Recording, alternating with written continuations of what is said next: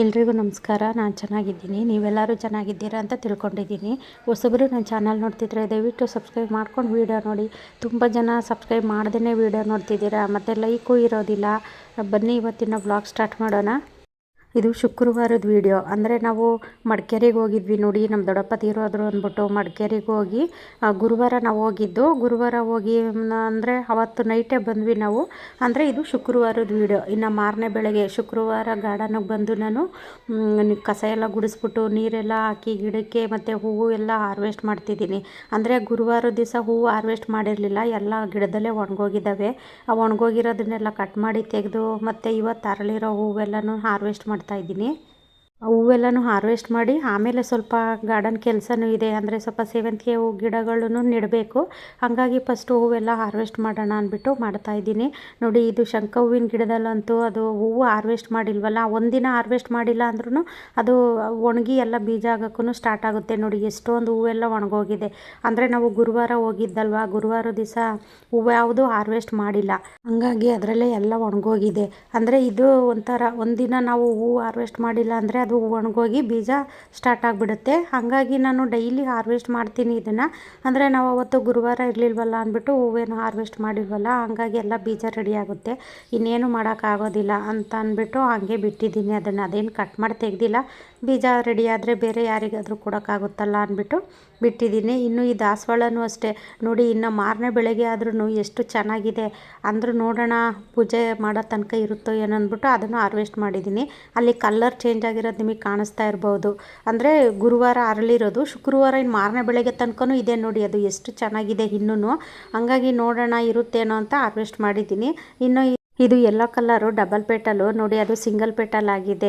ಪ್ರಕೃತಿ ನಮಗೆ ಯಾವ್ಯಾವ ರೀತಿ ಕೊಡುತ್ತೆ ಅಂದರೆ ನೋಡಿ, ಅದು ಡಬಲ್ ಪೆಟಲ್ ಇರೋ ಗಿಡದಲ್ಲಿ ಸಿಂಗಲ್ ಪೆಟಲ್ ಹೂವು ಅರಳಿದೆ. ಅಂದರೆ ಅದಕ್ಕೆ ಗೊಬ್ಬರ ಕಡಿಮೆ ಆಗಿದೆ ಅನಿಸುತ್ತೆ, ಹಂಗಾಗಿ ಅದು ಸಿಂಗಲ್ ಆಗಿದೆ. ಸ್ವಲ್ಪ ಗೊಬ್ಬರ ಎಲ್ಲ ಕೊಡಬೇಕು. ನೋಡಿ, ಇದರಲ್ಲೂ ಅಷ್ಟೇ, ಆ ರೆಡ್ಡಲ್ಲೂ ಅಷ್ಟೇ ಒಂದು ಅರಳಿ ಒಣಗೋಗಿದೆ. ಹಾಗಾಗಿ ಅದು ಒಣಗೋಗಿರೋದನ್ನು ತೆಗೆದು ನಾನು ಅದೇ ಪಾಟಲ್ಲಿ ಹಾಕಿದ್ದೀನಿ. ಆಮೇಲೆ ಮತ್ತೆ ತೆಗೆದು ನಾನು ಆ ಗಾರ್ಡನ್ ವೇಸ್ಟ್ ಎಲ್ಲ ತುಂಬಿಸ್ತೀನಲ್ಲ ಡ್ರಮ್ಮು, ಅದರಲ್ಲಿ ಹಾಕೋಣ ಅಂದ್ಬಿಟ್ಟು ಅದರಲ್ಲಿ ಹಾಕಿದ್ದೀನಿ. ಅಂದರೆ ಇವತ್ತು ಇದು ಶುಕ್ರವಾರ ದಿವಸನೂ ನೋಡಿ ಎಷ್ಟೊಂದು ದಾಸವಾಳ ಹೂವೆಲ್ಲ ಬಿಟ್ಟಿದೆ. ಅಂದರೆ ಇದು ಬರ್ತಾ ಬರ್ತಾ ಇನ್ಮೇಲೆ ಚಳಿಗಾಲ ಅಲ್ವಾ, ಹಂಗಾಗಿ ಸ್ವಲ್ಪ ಹೂವೆಲ್ಲ ಕಡಿಮೆ ಆಗುತ್ತೆ. ದಾಸವಾಳ ಏನು ಅಷ್ಟೊಂದು ಬಿಡೋದಿಲ್ಲ ಇನ್ಮೇಲೆ. ಅಂದರೆ ನಾವು ಎಷ್ಟೇ ಗೊಬ್ಬರ ಹಾಕಿದ್ರೂ ಅಷ್ಟೇ, ಈ ಚಳಿಗಾಲದಲ್ಲಿ ಹೂವೆಲ್ಲ ಅಷ್ಟೊಂದು ಬರೋದಿಲ್ಲ. ಇನ್ನು ಕಾಕಡ ಗಿಡದಲ್ಲೂ ಅಷ್ಟೇ ನೋಡಿ, ಅದರಲ್ಲೂ ಕಾಕಡ ಹೂವೆಲ್ಲ ಬಿಟ್ಟಿದೆ. ಅದನ್ನು ಸ್ವಲ್ಪ ಎಲ್ಲನೂ ಹಾರ್ವೆಸ್ಟ್ ಮಾಡ್ತಾಯಿದ್ದೀನಿ. ಅಂದರೆ ಇವತ್ತು ಹೂವಿನ ಹಾರ್ವೆಸ್ಟೇ ಜಾಸ್ತಿ ಇದೆ, ಹಾಗಾಗಿ ಸ್ವಲ್ಪ ಎಲ್ಲ ಅರಳಿರೋ ಹೂವೆಲ್ಲನೂ ಸ್ವಲ್ಪ ಹಾರ್ವೆಸ್ಟ್ ಮಾಡ್ತಾಯಿದ್ದೀನಿ. ಗಿಡದಲ್ಲಿ ನಾನು ಹೆಚ್ಚಾಗಿ ಹೂವು ಬಿಡೋದಿಲ್ಲ, ಅದು ಹಾರ್ವೆಸ್ಟ್ ಮಾಡಿ ನಾನು ತಗೊಂಡೋಗಿ ಫ್ರಿಜ್ಜಲ್ಲಿ ಇಟ್ಟಿರ್ತೀನಿ. ಇನ್ನು ಪೂಜೆ ಮಾಡೋವಾಗ ಬಳಸ್ತೀನಿ.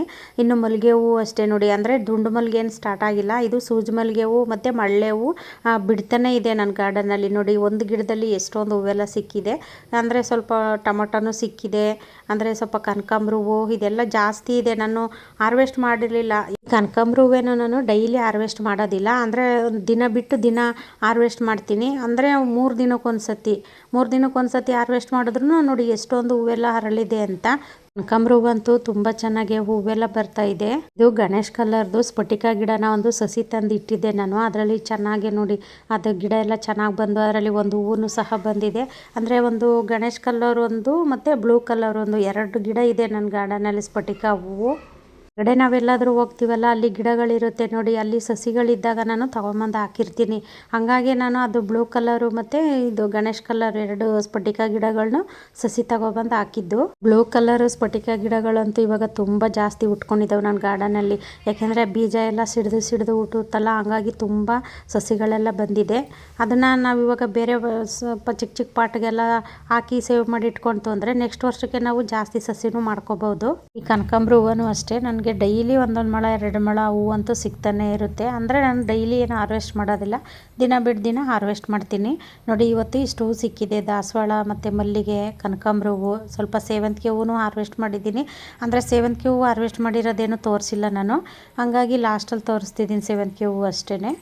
ಸ್ವಲ್ಪ ಇದು ಮಲ್ಲಿಗೆ ಗಿಡದ್ದು ಅದು ದೊಡ್ಡ ದೊಡ್ಡದು ಬಂದಿದ್ದೆಲ್ಲ ಕಟ್ ಮಾಡಿದ್ನಲ್ಲ, ಅದನ್ನು ಸ್ವಲ್ಪ ಇವತ್ತು ಅಂದರೆ ಕಟಿಂಗ್ ಇಡ್ತಾ ಇದ್ದೀನಿ. ಅಂದರೆ ಸುಮ್ಮನೆ ಯಾಕೆ ವೇಸ್ಟ್ ಮಾಡಬೇಕು, ಬಂದರೆ ಬರಲಿ ಹೋದರೆ ಹೋಗಲಿ ಅಂದ್ಬಿಟ್ಟು ಇಡ್ತಾ ಇದ್ದೀನಿ. ಸುಮ್ಮನೆ ಅದು ಬಿಸಾಕೋ ಬದಲು ಈ ಥರ ಕಟಿಂಗ್ ಇಟ್ಟರೆ ಚಿಗುರು ಏನಾದರೂ ಬಂತು ಅಂದರೆ ಬೇರೆ ಯಾರಿಗಾದರೂ ಕೊಡೋಕ್ಕಾಗುತ್ತೆ, ಇಲ್ಲ ನಾವೇನಾದರೂ ಎಕ್ಸ್ಟ್ರಾ ಗಿಡಗಳನ್ನೂ ಸಹ ಮಾಡ್ಕೋಬೋದಲ್ಲ ಅಂದ್ಬಿಟ್ಟು ಇಡ್ತಿದ್ದೀನಿ. ಫಸ್ಟ್ಗೆ ಇದೇ ಥರನೇ ಒಂದೆರಡು ಇಟ್ಟಿದ್ದೆ, ಚೆನ್ನಾಗಿ ಬಂದಿದ್ದಾವೆ ಅವು. ಮಲ್ಲಿಗೆ ಗಿಡ ಎಲ್ಲನೂ ರೀಪಾಟ್ ಮಾಡಿದ್ನಲ್ಲ, ಹಾಗಾಗಿ ಅದರಲ್ಲಿ ಉದ್ದುದ್ದ ಬಂದಿದ್ದೆಲ್ಲ ಕಡ್ಡಿ ಕಟ್ ಮಾಡಿ ಇಟ್ಟಿದ್ದೆ. ಅದನ್ನು ಬಿಸಾಕೋ ಬದಲು ಈ ಥರ ಕಟಿಂಗ್ ಇಡೋಣ ಅಂದ್ಬಿಟ್ಟು ನಾನು ಅಂದರೆ ಒಂದೇ ಪಾಟಲ್ಲಿ ಎಲ್ಲನೂ ಇಡ್ತಾ ಇದ್ದೀನಿ. ಅದರಲ್ಲಿ ನೋಡೋಣ ಎಷ್ಟು ಬರುತ್ತೋ ಎಷ್ಟಾಗುತ್ತೋ ನೋಡೋಣ, ಬಂದಷ್ಟು ಬರಲಿ ಅಷ್ಟೇ. ಈಗ ಬಿಸಾಕೋದಕ್ಕಿಂತ ಕಡೆನಾ, ಹಾಗಾಗಿ ನಾನು ಇದು ಕಟಿಂಗ್ ಇಡ್ತಾ ಇದ್ದೀನಿ ಅಷ್ಟೇ. ಇದರಲ್ಲಿ ಸ್ವಲ್ಪ ದುಂಡು ಮಲ್ಲಿಗೆ ಗಿಡ ಮತ್ತು 7 ಸುತ್ತಿನ ಮಲ್ಲಿಗೆ ಗಿಡ ಮತ್ತು ಸೂಜಿ ಮಲ್ಲಿಗೆ ಗಿಡ ಇಷ್ಟು ಕಟಿಂಗ್ಗಳು ಇದ್ದಾವೆ. ಇನ್ನೂ ಸ್ವಲ್ಪ ನಾನು ಇವತ್ತು ಸ್ವಲ್ಪ ಸೇವಂತಿಗೆ ಗಿಡನೂ ಸ್ವಲ್ಪ ಸಸಿ ಬಂದಿರೋದನ್ನೆಲ್ಲ ಬೇರೆ ಪಾಟಿಗೆ ಶಿಫ್ಟ್ ಮಾಡೋಣ ಅಂದ್ಬಿಟ್ಟು ಅದನ್ನು ಸ್ವಲ್ಪ ರೆಡಿ ಮಾಡಿದ್ದೀನಿ. ಅಂದರೆ ಅದು ಸೇವಂತಿಗೆ ಗಿಡಗಳನ್ನ ಇಡೋದಕ್ಕೆ ನಾನೇನು ಪಾಟೆ ಬೇಕು ಅಂತ ಏನಿಲ್ಲ. ನೋಡಿ ಈ ಥರ ಕವರೆಲ್ಲನೂ ರೆಡಿ ಮಾಡಿ ಇಟ್ಕೊಂಡಿದ್ದೀನಿ. ಚಿಕ್ಕ ಚಿಕ್ಕದು ಪಾಟು ಮತ್ತು ಕವರ್ಗಳು.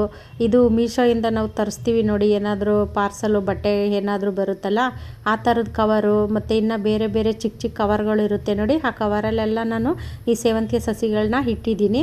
ಅಂದರೆ ಇದೆಲ್ಲ ವೈಟು, ಅಂದರೆ ಫಸ್ಟ್ಗೆ ನಾನು ವೈಟ್ ಸಸಿಗಳನ್ನ ಇಟ್ಬಿಟ್ಟು ಆಮೇಲೆ ಬೇಕಾದರೆ ಪಿಂಕನ್ನ ಬೇರೆ ಪಾಟಿಗೆ ಹಾಕೋಣ ಅಂದ್ಬಿಟ್ಟು ಇದಿಷ್ಟು ಎಲ್ಲ ವೈಟೇನೆ. ಅಂದರೆ ಹಳೆ ವಿಡಿಯೋದಲ್ಲೆಲ್ಲ ನೋಡಿರ್ತೀರ ನೋಡಿ ನೀವು, ವೈಟಲ್ಲಿ ತುಂಬ ದೊಡ್ಡ ದೊಡ್ಡದಾಗೆಲ್ಲ ಹೂ ಬಂದಿರುತ್ತಲ್ಲ, ಆ ಥರ ವೈಟು ಇದೆಲ್ಲ. ಅಂದರೆ ಈ ಸಸಿಗಳು ಇಡೋದನ್ನೆಲ್ಲ ತೋರಿಸಿಲ್ಲ ನಾನು, ಒಂದೇ ಒಂದು ಸಸಿ ಇಡೋದನ್ನು ಮಾತ್ರ ತೋರಿಸಿ ಲಾಸ್ಟಲ್ಲಿ ತೋರಿಸಿದ್ದೀನಿ. ಇದರಲ್ಲಿ ಸ್ವಲ್ಪ ನಾನು ಸ್ಫಟಿಕ ಗಿಡಗಳನ್ನೂ ಸಹ ಇಟ್ಟಿದ್ದೀನಿ.